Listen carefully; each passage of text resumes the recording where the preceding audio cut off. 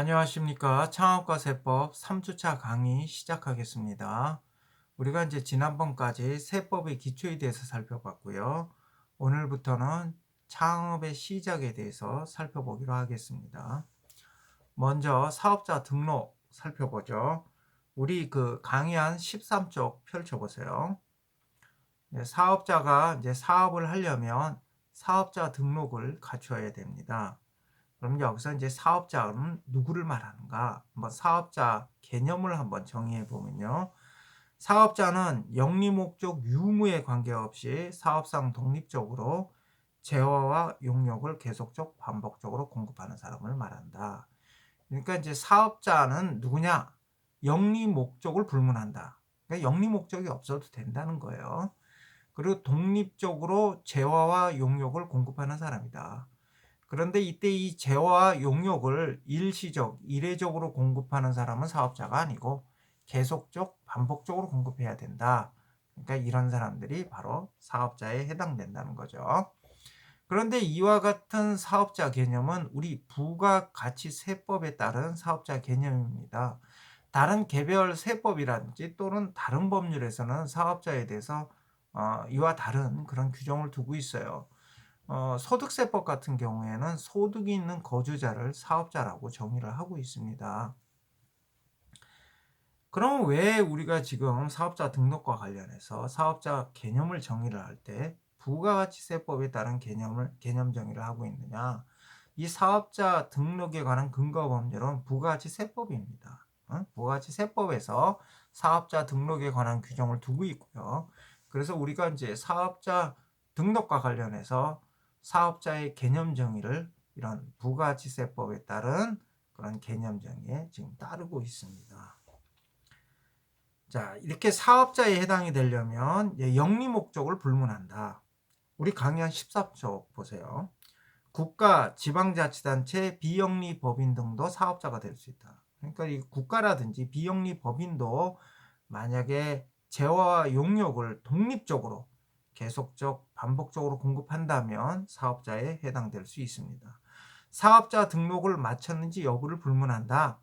그러니까 사업자인데 사업자 등록을 하지 않은 경우가 있을 수가 있는 거예요.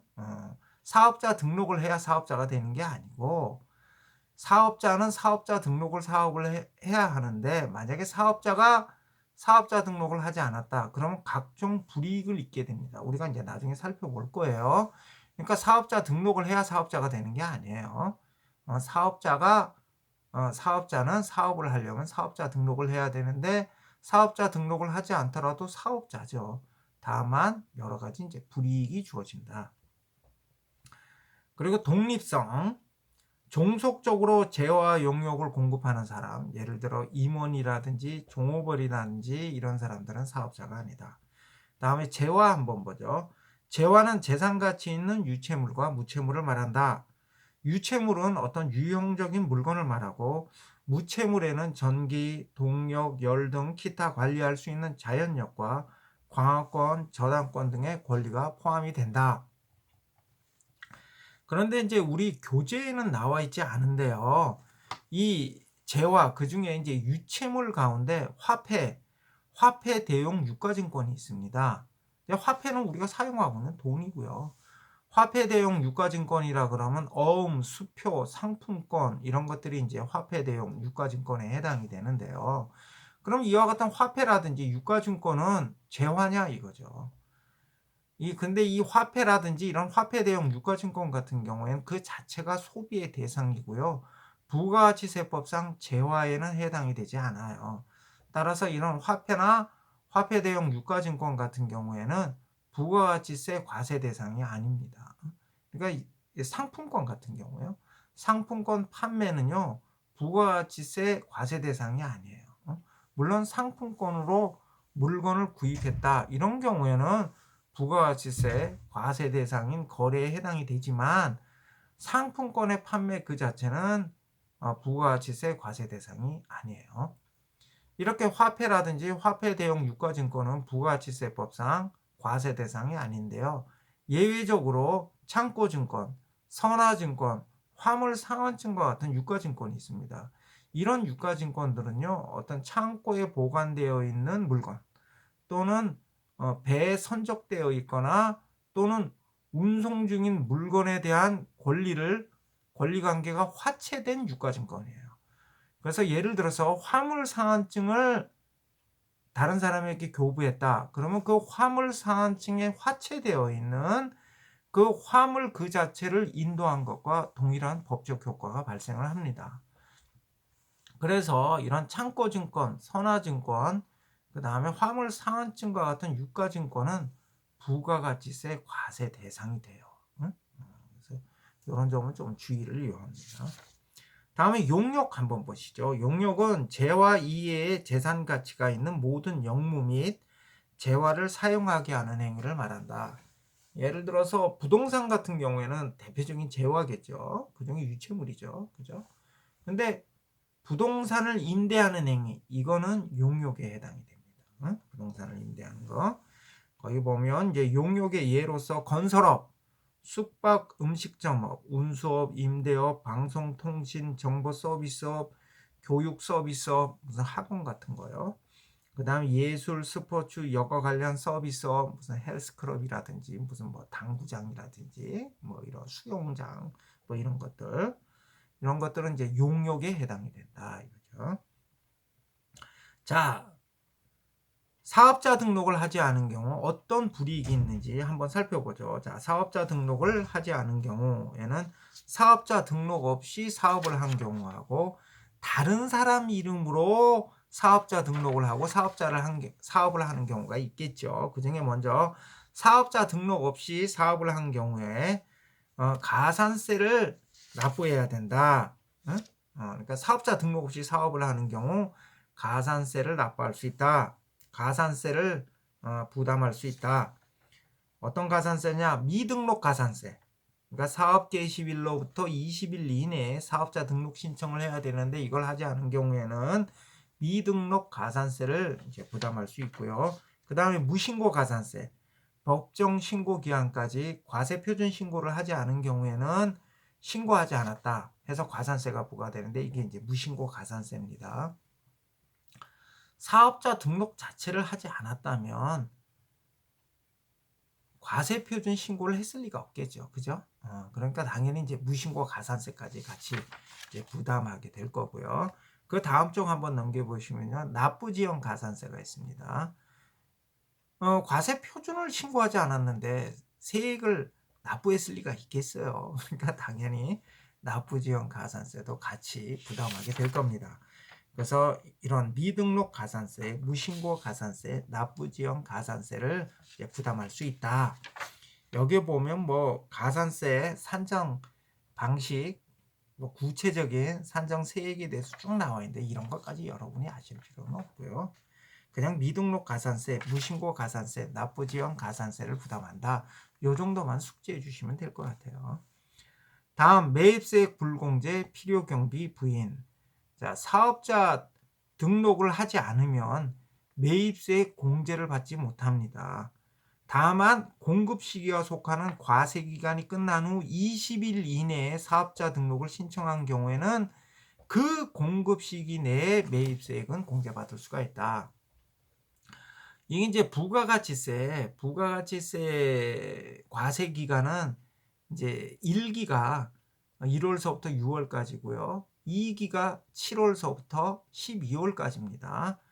그래서 1월서부터 6월까지 부가가치세 1기 동안에 내가 이제 어떤 사업을 했는데 이제 재화 용역을 이제 공급하고 했는데 내가 이제 그 사업자 등록을 하지 않았어요.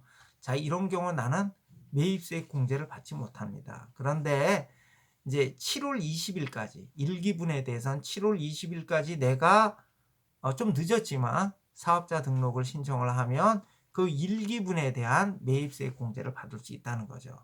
그렇지만 이 경우에 어떻게 됐죠? 사업자 등록 신청 기한은 놓쳤죠. 그죠? 사업 개시일로부터 20일 이내에 등록 신청을 해야 되는데 이건 한참 놓쳤잖아요. 그러니까 미등록 가산세는 부담하게 된다 이거죠. 그러니까 매입세액 공제는 받지만 미등록 가산세를 부담할 수 있다. 그럼 매입세액 공제라는 게 뭐냐? 거기 이제 그림 한번 보시죠. 그림. 요건 아주 그림 요건 제가 굉장히 단순화한 그림이에요. 여기 보면 이제 우리는 기준점을 한남마트로 잡습니다. 이제 여러분이 한남마트라고 생각하는 거예요.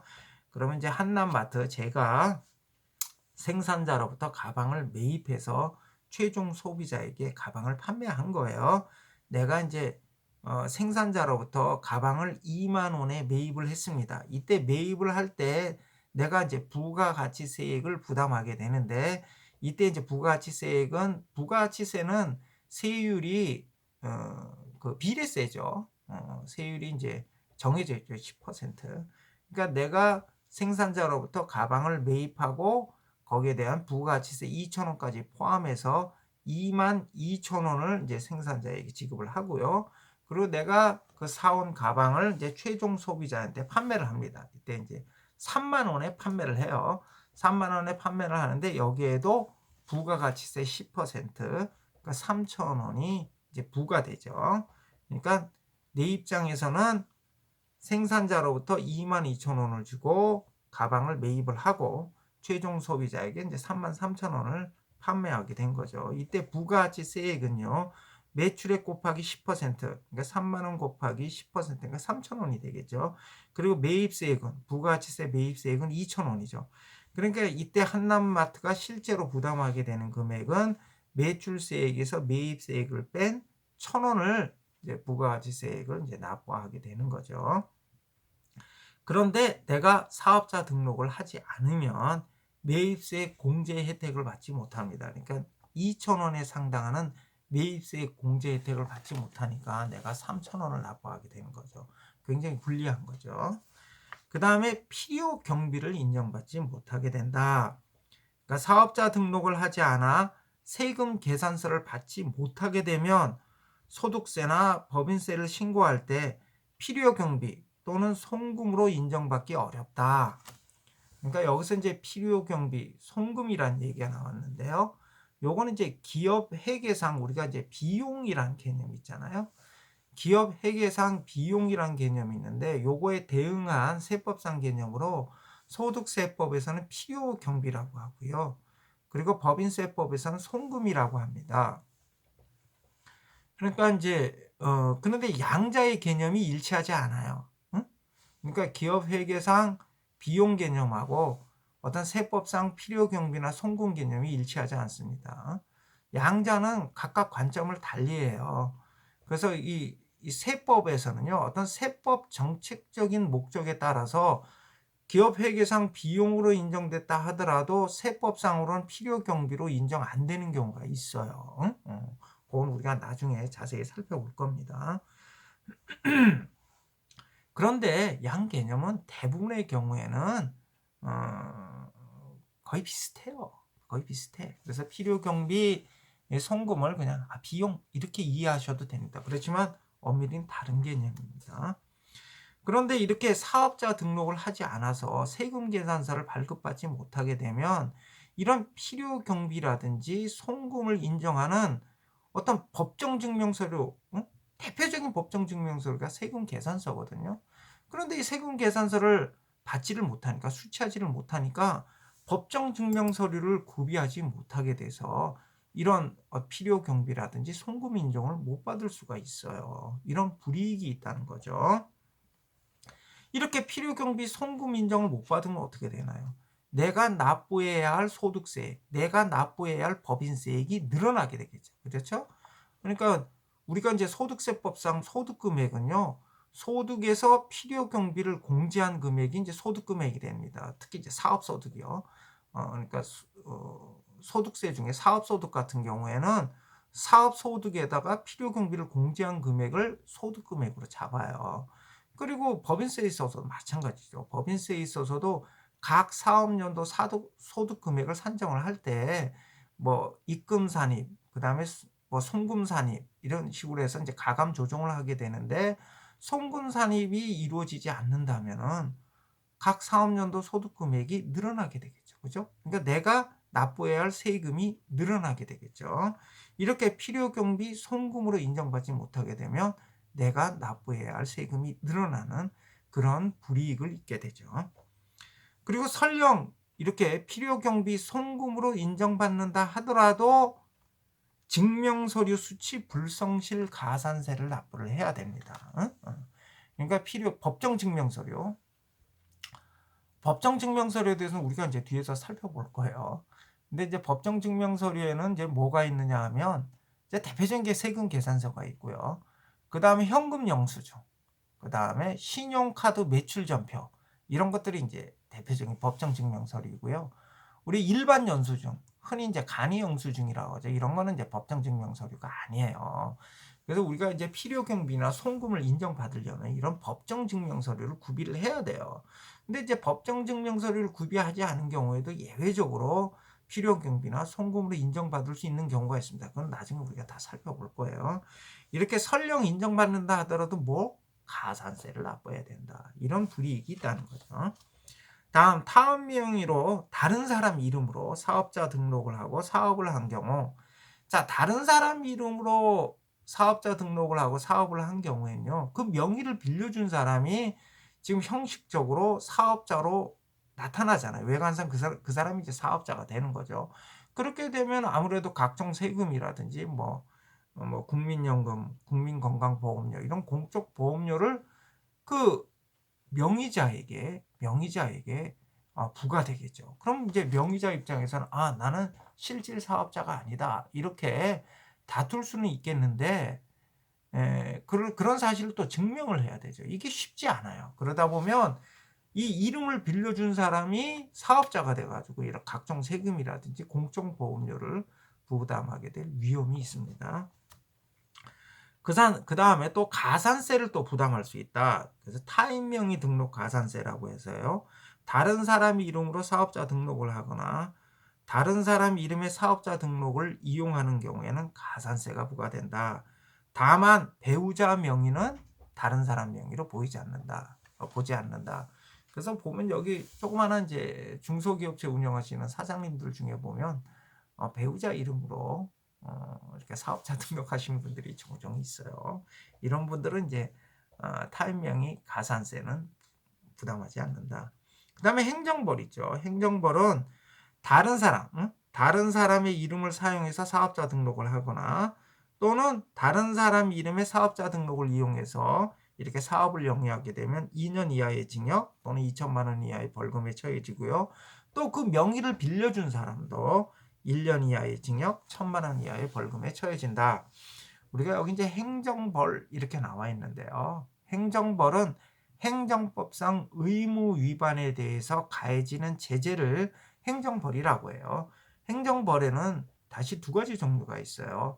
행정법상 의무 위반에 대한 제재로서 형벌이 부과되는 경우를 우리가 행정형벌이라고 하고요. 행정법상 의무 위반에 대한 제재로서 과태료가 부과되는 경우를 행정질서벌이라고 해요. 그럼 우리 교재 14쪽에 있는 행정벌은 엄밀한 의미에서 행정형벌을 말하는 거예요. 왜냐하면 여기 징역, 벌금 이런 것들이 형벌이거든요. 이런 형벌이 부과되는 경우이기 때문에 이건 행정형벌에 해당이 되겠죠. 그럼 행정질서벌은 뭔가요? 그 위쪽에 한번 보세요. 가산세가 나와 있죠. 가산세는 과태료는 아니지만 과태료와 유사한 성격을 가지고 있어요. 그래서 이 가산세는 일종의 행정질서벌의 성격을 가지고 있어요. 다음, 사업자 등록 절차 한번 살펴보죠. 자, 사업자 등록 절차. 우리 강연 15쪽입니다. 자, 등록 신청 기한. 사업 개시일로부터 20일 이내에 사업자 등록을 신청해야 된다. 그런데 이제 신규 사업자인 경우에는요, 이제 어떤 창업을 하는 과정에서 어떤 시설 투자, 어떤 물건이라든지 이런 걸 이제 구입한다든지 해서 창업 준비를 해야 되잖아요. 그런데 이런 어떤 시설 투자 부분에 대한 매입세 공제라든지 또는 비용 인정을 받기 위해서 사업을 시작하기 전에 미리 사업자 등록을 하는 게 그게 오히려 일반적이에요. 그러니까 사업 시작을 하면서 사업자 등록을 하는 게 아니라 그 전에 미리 사업자 등록을 하고 이렇게 사업자 등록을 한 상태에서 이제 어떤 세금 계산서를 발행한다든지 또는 수취한다든지 해서 어떤 이런 창업 과정에 투자된 부분에 대한 매입세 공제라든지 비용 인정을 받기가 수월하겠죠. 그죠? 그래서 보통은 이 신규 창업을 하시는 분들은 사업 개시하기 이전 단계에 미리 사업자 등록을 하는 게 그게 일반적이다. 그리고 이 사업자 등록은 사업장별로 따로따로 해야 돼요. 사업장별로 따로따로 해야 된다. 그래서 사업장마다 따로따로 사업자 등록을 한다. 그래서 법인인 경우에는 본점과 지점 모두 사업자 등록을 해야 되고, 개인 사업자도 사업장이 여러 개 있는 경우에는 사업장마다 따로따로 사업자 등록을 해야 된다. 자, 소득세와 법인세는요, 사업자 단위별로 과세가 돼요. 사업자 단위로. 사업자 단위로 과세가 되는데, 부가가치세는 사업장 단위로 과세가 됩니다. 그래서 사업장별로 따로따로 사업자 등록을 해야 된다. 다음에 등록 신청 한번 보시죠. 관할 세무서장에게 구비 서류를 첨부해서 등록 신청을 해야 된다. 예를 들어서 여기 대덕구에서 어떤 사업을 하려는 사람이 있어요. 이런 사람 같은 경우에는 우리 대덕구를 관할하는 세무서장은 저 북대전 세무서예요. 북대전 세무서. 그래서 북대전 세무서에 가서 사업자 등록 신청을 하면 된다. 그러면 뭐 반드시 관할 세무서에 가서만 사업자 등록 신청을 해야 되느냐? 그런 건 아니에요. 전국의 어느 세무서에 가든지 다 사업자 등록 신청을 할 수 있어요. 그리고 국세청 홈택스에 들어가서 인터넷으로 사업자 등록 신청을 할 수도 있습니다. 자, 구비 서류 한번 볼까요? 개인 사업자인 경우에는 사업자 등록 신청서 한부, 인감도장이 이제 필수 서류고요. 그 다음에 법인인 경우에는 사업자 등록 신청서 한부, 인감도장, 그 다음에 법인 등기부 등본, 정관, 주주명부가 필수 서류다. 그러니까 법인 사업자의 경우에는 법인 설립 절차를 마친 다음에 사업자 등록 신청을 해야 된다. 다음에 임의 서류로는요, 임대차 계약서. 만약에 사업장을 임차한 경우에는 임대차 계약서를 이제 첨부를 해야겠죠. 근데 자가 건물 아니면 자가 주택에서 뭐 사업을 한다. 이런 경우에는 뭐 임대차 계약서 구비할 필요가 없을 거고요. 그 다음에 사업허가증 사본 한부. 우리가 이제 사업을 하려면 어떤 허가라든지 등록 신고를 해야 되는 경우가 있어요. 이런 경우에 이제 뭐 종류에 따라서 경우에 따라서 인허가 등을 먼저 받고 사업자 등록을 신청하는 경우가 일반적이에요. 내가 어떤 사업을 하는데 뭐 인허가가 필요하다 하면 인허가를 먼저 받고 사업자 등록을 하는 경우가 일반적인데, 개중에는 사업자 등록을 먼저 해야 인허가를 내주는 경우도 있어요. 이런 경우에는 이제 사업자 등록을 먼저 하고 이제 인허가를 받게 되지만, 일반적으로는 인허가를 먼저 받고 사업자 등록을 하는 게 일반적이다. 이럴 경우에 그 인허가 증명서를 첨부해서 제출해야 된다. 그리고 두 사람 이상이 공동으로 사업을 하는 경우에는 이제 동업계약서 같은 그런 사실을 증명할 수 있는 서류를 첨부해서 제출을 해야 된다. 자, 등록증의 발급 한번 보죠. 관할 세무서장은 신청일로부터 3일 이내에 사업자 등록증을 발급해야 한다. 그런데 실제로는요, 신청하는 즉시 그 자리에서 바로 발급을 해줍니다. 여러분들이 그 관할 세무서에 가서 사업자 등록 신청을 하면 바로 발급해줘. 바로 발급해줘. 바로 발급해줘.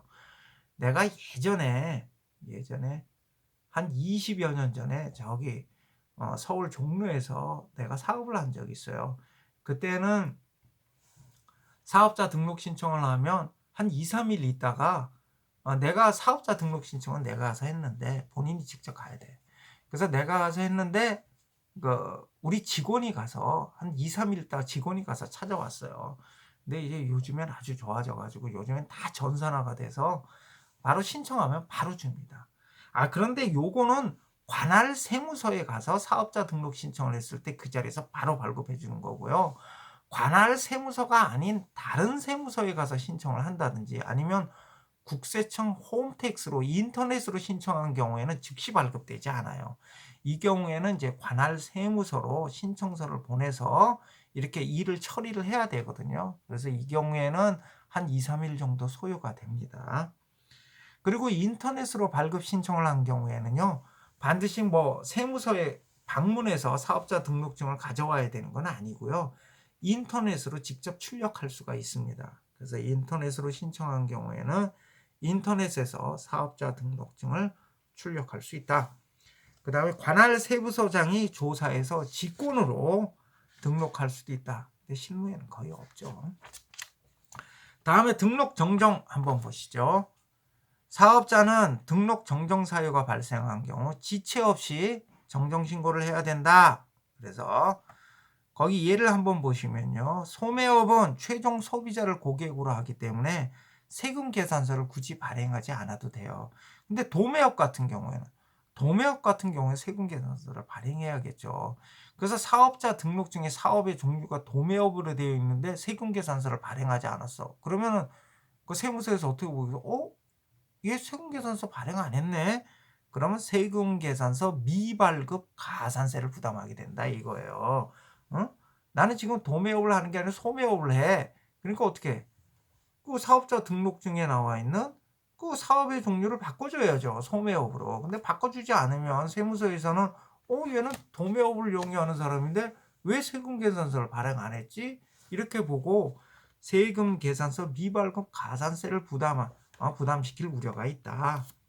자, 등록 정정 사유 한번 보죠. 상호를 변경한 경우, 이거 등록 정정 사유고요. 법인 사업자인 경우에는 대표자가 변경된 경우, 이것도 역시 등록 정정 사유예요. 그 다음에 사업의 종류를 변경하거나 추가한 경우, 그 다음에 사업장을 이정한 경우도 다 정정 사유고요. 그 다음에 상속으로 인한 사업자 명의 변경도 정정 사유예요. 근데 여기서 주의해야 할 게 상속이 아닌 다른 사유로 사업자 명의를 변경한 경우에는요, 이건 정정 사유가 아니에요. 이거는 폐업한 다음에 새롭게 사업자 등록을 다시 해야 돼요. 그러니까 뭐만 정정 사유다? 상속으로 인한 사업자 명의 변경만 사업자 등록 정정 사유에 해당이 된다. 다음에 공동사업자의 구성원 또는 출자 지분을 변경한 경우도 정정사유고요. 면세사업자가 과세사업을 새로이 경영하고자 하는 경우도 정정사유다. 다음에 휴폐업 신고, 사업자가 휴폐업한 때에는 지체 없이 휴폐업 신고를 해야 된다. 등록 말소, 사업자가 폐업하거나 사업 개시 전에 등록한 후 사실상 사업을 시작하지 않는 경우에는 사업장 관할 세무서장은 그 등록을 말소하고 지체 없이 사업자 등록증을 회수하여야 한다.